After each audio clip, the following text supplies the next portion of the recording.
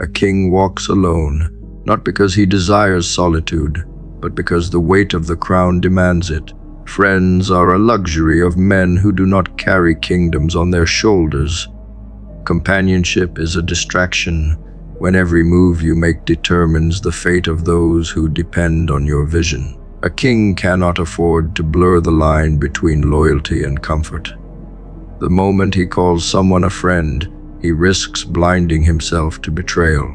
And betrayal is the one thing a king cannot ignore. Power attracts envy the way blood attracts sharks.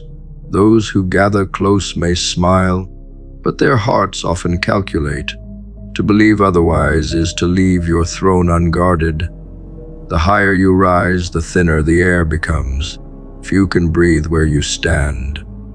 Friends, as the world defines them, cannot follow.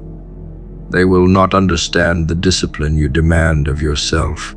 They will not respect the silence you use to preserve your focus. They will not carry the burden of sacrifice with you. Instead, they will try to pull you back to their level, to ease their discomfort at watching you climb. A king has no friends because his vision isolates him. The greater the dream, the lonelier the path. But loneliness in pursuit of sovereignty is more valuable than companionship in the cage of mediocrity. Every king learns that loyalty is rare. Allies may walk with you, partners may support you, soldiers may fight for you, but friendship, the kind without agenda, is a myth at the top. The ones who call themselves friends often hold hidden expectations. They want access, they want protection, they want benefits.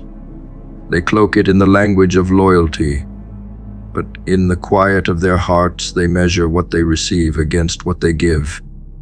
A king must see through this. To mistake an ally for a friend is to place the knife in your own back. To trust too much is to die blind. Strength invites isolation. When you prove yourself immovable, when you demonstrate discipline others cannot match, you create a chasm between you and them. They may admire you, they may even follow you, but they will not relate to you. The struggle you endure is foreign to them. The sacrifices you embrace would suffocate them. They envy your position but resent your difference. That resentment festers until admiration turns sour. A king has no friends because his very existence forces others to face their own inadequacy. And men rarely forgive the mirror that reveals their weakness. Solitude becomes the throne from which a king governs himself. Without friends to flatter him, without companions to dilute his vision, he sees clearly. He sees who is genuine, who is false, who is useful, who is dangerous.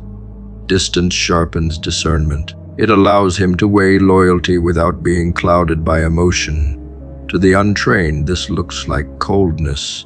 To the wise, it is survival. For what is colder, guarded solitude or the warmth of betrayal that ends in ruin?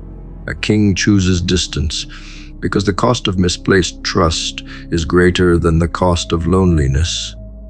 Peace does not come from having friends at the top. Peace comes from building a fortress of discipline so strong that you do not need them. The man who cannot sit alone is unfit to rule, because he will sell his crown for the comfort of companionship. But the king who embraces solitude becomes untouchable. He no longer fears abandonment because he has already abandoned dependency. He no longer fears betrayal because he trusts no one blindly. His strength is his circle. His discipline is his counsel. His silence is his ally. That is why he endures where others fall. A king does not despise people, but he does not mistake them either. He knows that most will choose themselves when pressure arrives. He understands that friendship in the ordinary sense is built on equality, and equality dies the moment a crown rests on his head. Power distorts relationships. Those who once stood beside you begin to measure themselves against you. They compete, they envy, they resent. Even if their words remain sweet, their hearts grow sore. A king must never be surprised by this. It is not betrayal, it is nature. and nature must be governed, not ignored. Isolation for a king is not punishment, it is purification. It strips away dependency, forces clarity, and leaves only what is essential. You learn who you are when the voices vanish. You learn how much discipline you possess when no one is watching.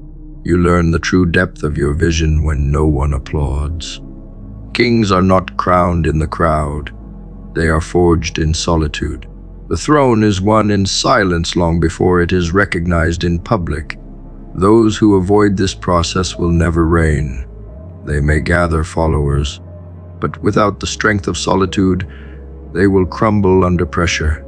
The tragedy of kingship is that few can walk beside you, but the triumph is that none can pull you down. You trade the illusion of friendship for the reality of sovereignty. You abandon shallow bonds for unshakable strength. You sacrifice the warmth of company for the fire of legacy. History remembers kings not for the friends they kept, but for the empires they built. And those empires were carved from a heart that chose discipline over indulgence, vigilance over comfort, solitude over weakness.